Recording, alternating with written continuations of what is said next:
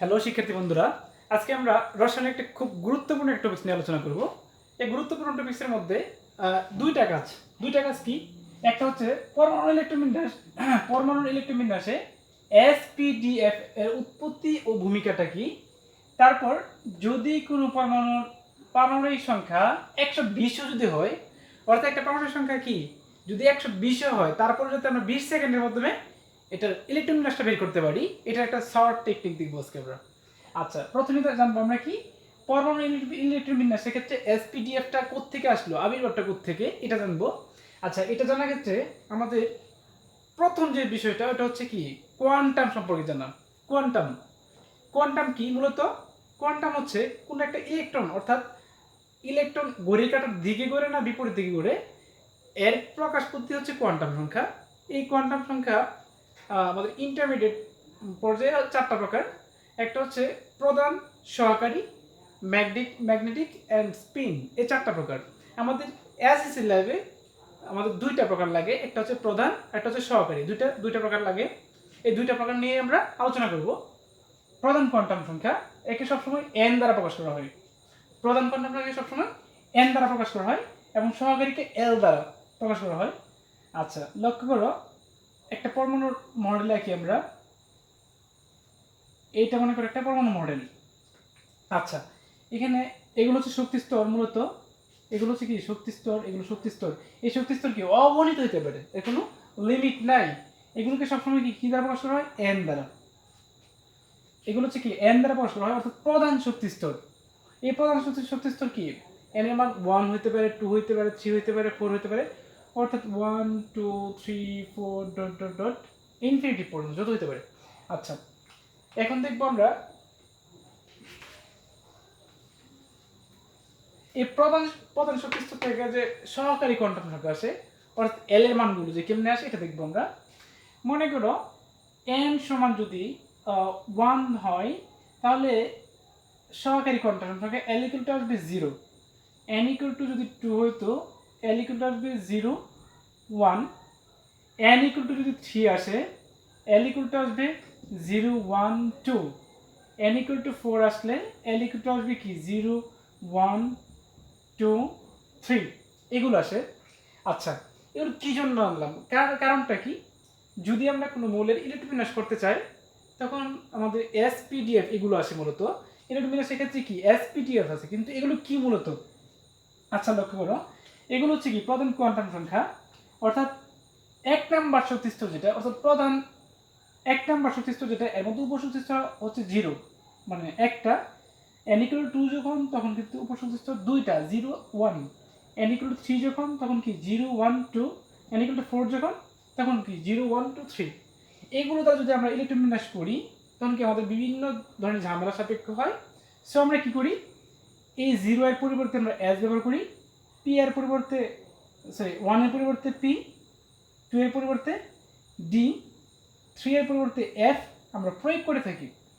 আচ্ছা, এদেরও একটা নির্দিষ্ট ধারণ ক্ষমতা আছে এসপিডিএফ, মানে এই শক্তি স্তরগুলোর কি একটা নির্দিষ্ট ধারণ ক্ষমতা আছে। এই ধারণ ক্ষমতাগুলো কি মূলত এস অরবিটাল, এগুলো কি মূলত অরবিটাল, এগুলো হচ্ছে অরবিটাল। এই অরবিটালগুলোর মধ্যে এস অরবিটালে সর্বোচ্চ ইলেকট্রন ধারণ ক্ষমতা হচ্ছে 2টি, পি অরবিটালে 6টি, ডি অরবিটালে 10টি, এফ অরবিটালে 14টি ইলেকট্রন ধারণ করতে পারে। আচ্ছা, এখন লক্ষ্য করো, এখানে 0 1 2 3 এর পরিবর্তে বসাইছিলাম কি এসপিডিএফ, এবং কি এদের যে ধারণ ক্ষমতা, অর্থাৎ অরবিটালগুলোর যে ইলেকট্রন ধারণ ক্ষমতা, এটা আমরা দেখলাম। এখন আমাদের অনেক সময় প্রশ্ন আসে যে ইলেকট্রন 2d অরবিটালে না যায় 3s এ প্রবেশ করে কি জন্য, 3ds এ প্রবেশ না করে 2d তে প্রবেশ করে কেন, এরকম প্রশ্ন যখন আসে। আচ্ছা, এগুলো কি, এগুলোর সলিউশনটা আমরা কেমনে করব? আচ্ছা, আফবাউ বিজ্ঞানী আছে, তার নীতি অনুসারে ইলেকট্রন সবসময় নিম্ন শক্তি স্তরে প্রবেশ করবে, ক্রমান্বয়ে উচ্চ শক্তি স্তরে যাবে।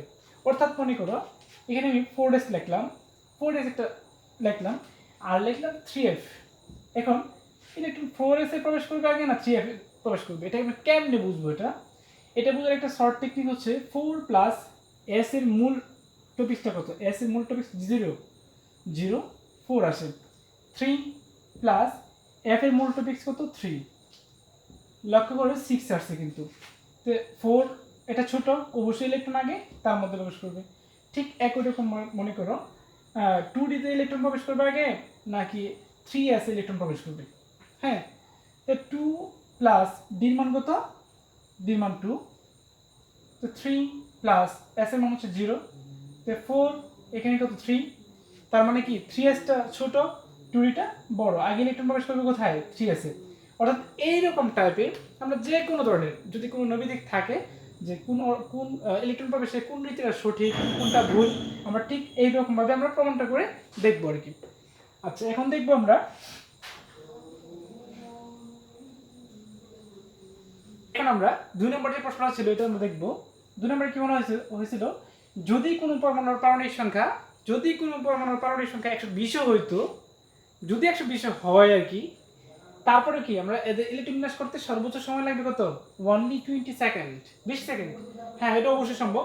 তার জন্য আমাদের কিছু জিনিস মুখস্থ রাখতে হবে। মুখস্থ জিনিসগুলো কি মূলত আমাদের লিখবো কি S S P S P S D P, একটু ফাঁকা করে লিখবো আমরা ডিপিএস, দুইটা ডিপিএস আর কি, দুইটা DPS DPS F D P S, আরেকটা এফ ডি পি এস। তার মানে কি কি লিখলাম আমরা S S P S P S DPS DPS FDPS এবং কি এফডিপিএস। মূলত কি লিখছি আমি, প্রথমটা SSP SSP SPS DPS DPS, DPS দুইটা, এসএসপি এসপিএস ডিপিএস দুইটা, এফডিপিএস দুইটা। আমরা এইটুকু জাস্ট মুখস্থ রাখতে পারলেই আমাদের ইলেকট্রন বিন্যাস কি 120 পর্যন্ত যদি পারমাণবিক সংখ্যা থাকে তারপরেও অনায়াসে আমরা করতে পারবো। কিভাবে করবো দেখো, আমরা এদের ইলেকট্রন মানে এদের যে ধারণ ক্ষমতাটা এটা আমরা জানি। মনে করো এস অরবিটালের সর্বোচ্চ ইলেকট্রন ধারণ ক্ষমতা দুইটা, দুইটা, ছয়টা, দুইটা, ছয়টা, দুইটা, এটার মধ্যে কি 10টা, কারণ ডি অরবিটাল আমরা জানি কি 10টা ইলেকট্রন ধারণ করতে পারে, পি অরবিটালে 6টা, এস অরবিটালে 2টা, তারপর লক্ষ্য করো ডি অরবিটালে 10টা, পি অরবিটালে 6টা, এস অরবিটালে 2টা, এফ এ 14টি, ডিতে 10টি, পিতে 6টি, এস এ 2টি, এফ এ 14টি, ডিতে 10টি, পিতে 6টি, এস এ 2টি।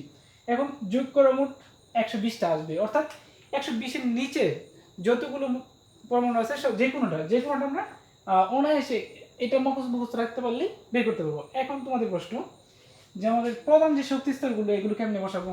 হ্যাঁ, এগুলো আরো সহজ। লক্ষ্য করে একটু আমরা কি করবো, এখানে 1s 1s2, তারপর কি 2 এর মধ্যে আসো, 1s2 চলে গেছে, তারপর 2s2 2s2। এখন পি অরবিটাল 1 বলতে কোনো শব্দ নাই পি এর মধ্যে, সো আমরা এখানে কি 2p 6, তারপর আসো 1s 2s চলে গেছে, তাহলে কি এখানে 3s আসবে, কারণ 2s চলে গেছে অলরেডি 3s। এখানে তো 2p চলে গেছে, তাহলে কি 3p আসবে এখানে 3p। এখানে 3s চলে গেছে, এখানে কি আসবে 4s, অবশ্যই 4s 2।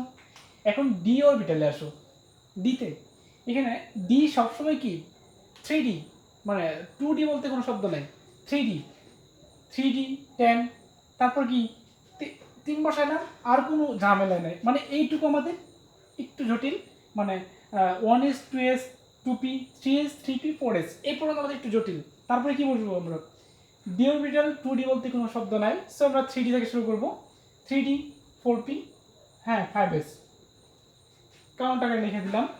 তারপর আসো ডি 3d চলে গেছে, আমরা এখানে কি দেব 4d 4 5 6, তারপর এফ এফ অরবিটাল কি 3f বলতে কোনো শব্দ নাই, ডাইরেক্ট 4f 3f বলতে কোনো অরবিটাল নাই, সো 4f 4 5 6 7।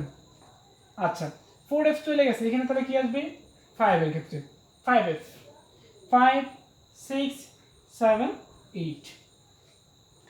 যদি আমরা এইটুকু মুখস্থ রাখতে পারি, মনে রাখতে পারি, আমাদের যে কোনো ধরনের মানে পরমাণু সংখ্যা থাকুক না কেন, যে বড় আর ছোট নাই, আমাদের মাত্র কয়েক সেকেন্ড লাগবে আর কি, যদি এটা আমরা ভালো করে আয়ত্ত করতে পারি। আচ্ছা, দেখি আমরা দু একটা উদাহরণ দেখলে আমরা স্পষ্ট হবে আরো।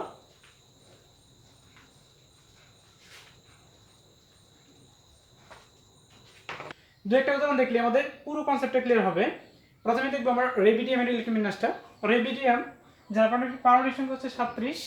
আচ্ছা, আমাদের শর্ট টেকনিক ছিল এরকম S S P S P S D P S D P S, অর্থাৎ আমাদের টেকনিক ছিল এরকম এসএসপি এসপিএস ডিপিএস দুইটা, এফডিপিএস দুইটা। আচ্ছা, আমাদের যেহেতু 37 মাত্র ইলেকট্রন বিন্যাস, সো আমরা আগে এগুলো দেখি। 2 2 6 2 2 2 6 2। আচ্ছা, এখানে 10 6 2। দেখো 10 10 20 30 36, এই অরবিটাল ঢুকবে একটা ইলেকট্রন, তার মানে এখানে 37টা হয়ে যাবে। আর আমরা কি বসাবো মাত্র মাত্র এখানে 1 2 2, তারপর 3, তারপর কি 3p, তারপরে 4s, তারপরে কি 3d, 3 4 5। এ হচ্ছে কি রেবিডিয়ামের ইলেকট্রন বিন্যাস। আচ্ছা, আমরা রেবিডিয়াম দেখলাম, এখন দেখবো আমরা কি সিলভার। সিলভার পাওয়ার সংখ্যা কত? 47। সিলভার ইলেকট্রন বিন্যাস 47। ঠিক একই রকম করবো আমরা। লক্ষ্য করো S S P S P S S P S D P S D P S. আচ্ছা, এবার মানগুলো বসায় 2 2 6 2 6 2 10 6 2 10 6 2। আচ্ছা, 47 যেহেতু 10 20 30 38 আর 10 48 হয়, এখানে ঢুকবে কয়টা? মাত্র 9টা ইলেকট্রন আমাদের রীতি অনুসারে। আচ্ছা, যখন ইলেকট্রন বিন্যাস করি আমরা তখন কিন্তু এরকম বসে না, এস অরবিটালে ঢুকে একটা ইলেকট্রন, ডি অরবিটালটা আগে এসে পড়ে, এই ক্ষেত্রে আর কি। আচ্ছা, তারপর লক্ষ্য করো দেখো টিন। টিন মানে কি এসএন, এস এন টিন, যার পরিমাণ হচ্ছে 50। সঠিক কি S S P S P S D P S D, হ্যাঁ পি এস। 2 2 6 2 6 2 10 6 2 10 6 2। এখন আমরা গুনি, এখানে হচ্ছে 10, এখানে 10, এখানে 18। আচ্ছা, কত হয়? 20 38 10 48 48, যেহেতু 50 সেহেতু পি অরবিটালে ঢুকবে 4টা ইলেকট্রন। এ হচ্ছে কি আমাদের টিন ইলেকট্রন বিন্যাস। এর চেয়ে যদি আরো বড় থাকে, যেমন মনে করো ইউরেনিয়াম। ইউরেনিয়াম একটা পরমাণু আছে যার পরমাণু সংখ্যা 77, অর্থাৎ সংখ্যা কত? 77। আমরা টেকনিকে যদি যাই S S P S P S D P S D P S F D P. আচ্ছা, দেখি এই পর্যন্ত এফ ডি পি এস আসে। আচ্ছা, এটা আমরা একটু নিচে লিখি, এফ ডি পি এস। দেখো 2 2 6 2 6 2 10 6 2 10 6 2, কত আসবে? 14। হ্যাঁ, ডি অরবিটাল 10 6 2। আমরা গুনি একটু, 10 10, এখানে হচ্ছে 18, এখানে হচ্ছে কত? 18 18 36 36 আর 20 56। আচ্ছা, 56 আর 14 70 70 আর 10 10, মানে এখানে ডুবে কয়টা? 7টা। ডি অরবিটাল ডুবে কয়টা? 7টা। তার মানে ইউরেনিয়ামের ইলেকট্রন বিন্যাস হয়ে গেল।